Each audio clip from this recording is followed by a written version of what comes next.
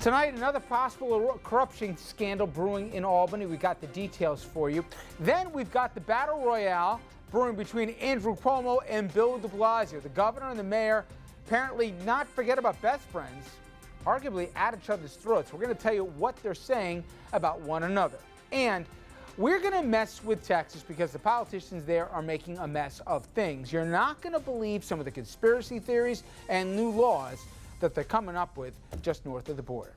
Good evening and welcome to RFL. I'm Richard French. Thanks so much for joining us tonight. And we will start with the murky swamp of Albany corruption.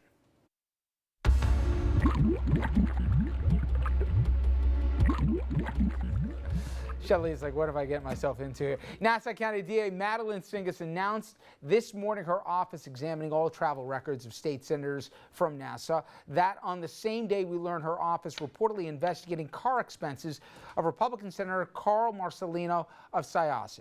Campaign finance records show that Marcelino's campaign spent more than 20 grand on car expenses and the state reimbursement for most of it, and that's a no-no. So the question is, are we looking at more ethics problems? Let's bring in our panel right now. Richard St. Paul, Republican strategist, former vice chair for the National Black Republican Association.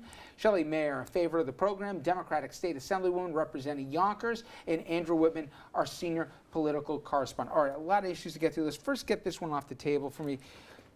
Is this one of these things that it's an oversight, there's too many confusing rules, or is this just idiotic that you got one bill and you're counting it twice? Well, I think we should take a step back, like all of these. And allegedly. Yes, thank you. Allegedly, and also, all we have is really the press story of what the allegations are. But if someone used their campaign funds to pay for a car and then put in for reimbursement for a double dip, basically, for the same expense, I'm sure that it's technically unlawful and certainly improper. And I believe that elected officials are held to a very high standard, should be. And it's very unfortunate when any of them do things that really reduce the public's trust in us. Especially in this climate when everybody is paying hypertension. But I guess my question is, help us pull the curtain back. How does it work? Obviously, the lawmaker, I assume, isn't itemizing mileage personally themselves, but they're trusting someone in their office is figuring out, how do the check and balances work, not just for auto allowance, but all these questionable expenses that have come up for different lawmakers? Is it an accounting issue, or people trying to get by getting, in fact, paid twice for the same bill? Well, I'm not sure whether it's sloppiness. You have a staff person do it, and they put in for the reimbursement for the mileage, assuming you're entitled, not knowing the campaign paid. But I'll tell you two things. One, I actually review it myself. Because I need to take responsibility in my case. And secondly, the Speaker of the Assembly, in order to deal with this kind of problem, which frequently comes from sloppiness, I'm on a committee that is identifying a person whose job it will be to proactively go to every member of the Assembly, Democrat and Republican, and say, let me just review with you some of the areas that people get tricked up in. Because sometimes it's not intentional, and sometimes it is. But regardless, we need to get ahead of it. We cannot be every week that I come back on your show and someone else is being the subject. It is really hurting the ability of us to do our jobs. And by the way, we started today, just, Andrew, we're talking a morning meeting, right? Just the Senator Marcelino, and now all of a sudden the DA is looking at all lawmakers basically on the island, look at all this issue of expense and how this is coming out, and obviously you hear taxpayer dollars and it's even heightened alert. All right, let's get to the more significant stuff. We got 19 days left in the current session in Albany, and they have not just a lot of issues, but a lot of important issues to deal with, and a lot of them dealing with taxes, ethics, juveniles in adult facilities. Talked about that on this program, to name a few. So let me go around here. I'll start again with you, Shelley. Optimistic, pessimistic, where are we? A lot of these things we thought we'd have done. Is this just normally we just get down to the 11th hour always, or? Well, you left out something that is extremely important to our conference and to me, and that's renewal of the rent stabilization and rent control law. It expires. 25,000 units in Westchester, and there are units in Nassau and Rockland that are subject to this law. This is sort of the last bastion of protected affordability in my estimation. I have the most in my district of anyone. I am very engaged in fighting not only to renew it, but to strengthen the law.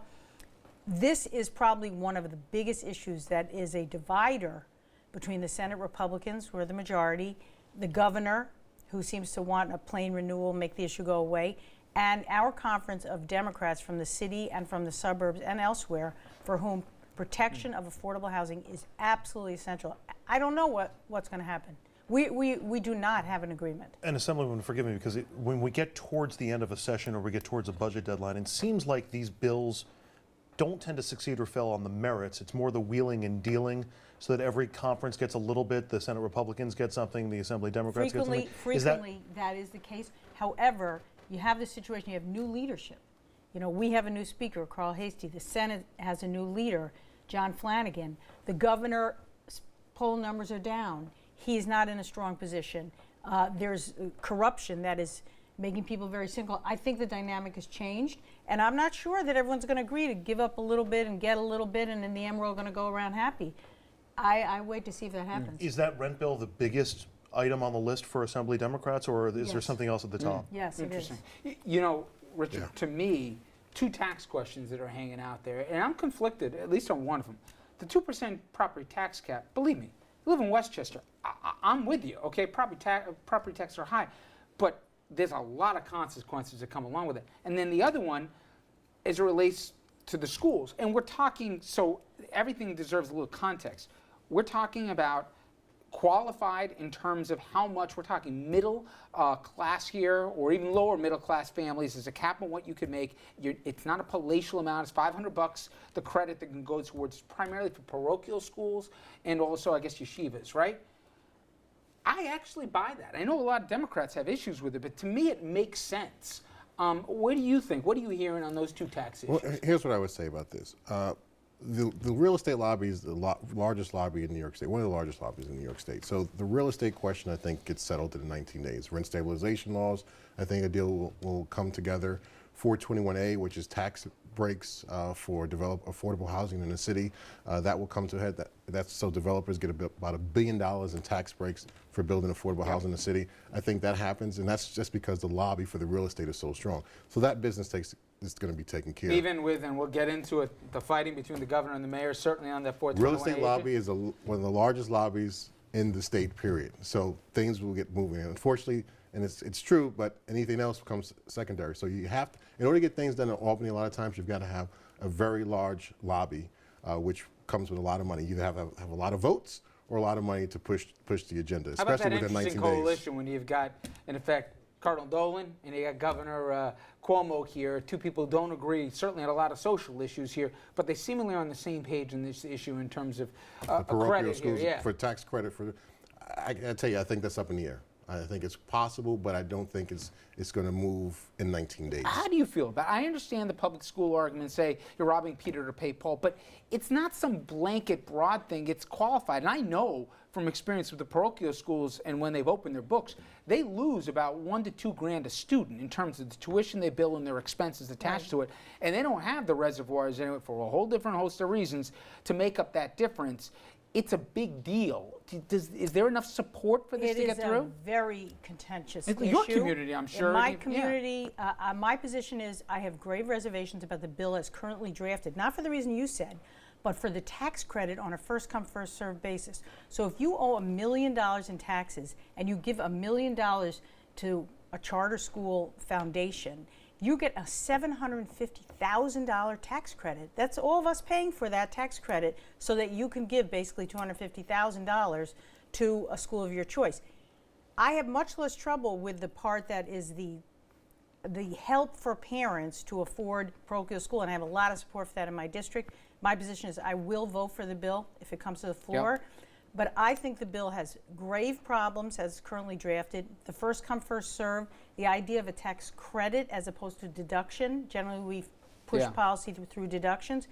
And I've also heard the slippery slope argument. You well, open that's the door a problem here, where too. else is it going? And in the governor's last draft, the amount for public schools was greatly diminished. The original draft, which I'm much more sympathetic to. It And was we're going to half talk and about the half. Yonkers School District next segment about this. But And so we you- haven't so heard you've got- three. Yeah, go ahead. You've got that hesitation against the governor pushing for it. He's stumped around with Cardinal Egan, as you mentioned. So those are the oh, sorry, Car.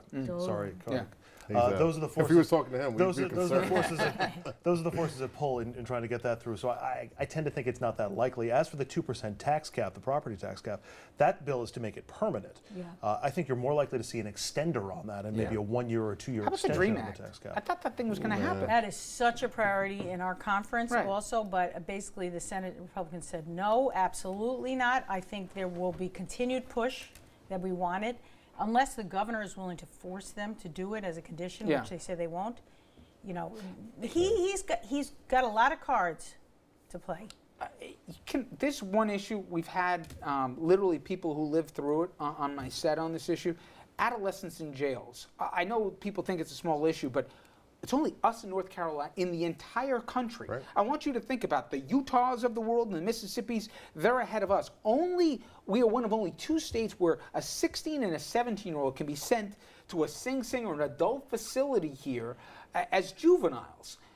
Where's the opposition to getting us at least on the same level as a Mississippi in this country in terms of juvenile justice, for crying out loud, especially with all the attention about what's going on in some of these maximum facilities? Well, you look at what's happening in Rikers Island with Right. with the Creek Bearer suing basically the city of New York to straighten out Rikers who Island could be and the way they opposed to treat this?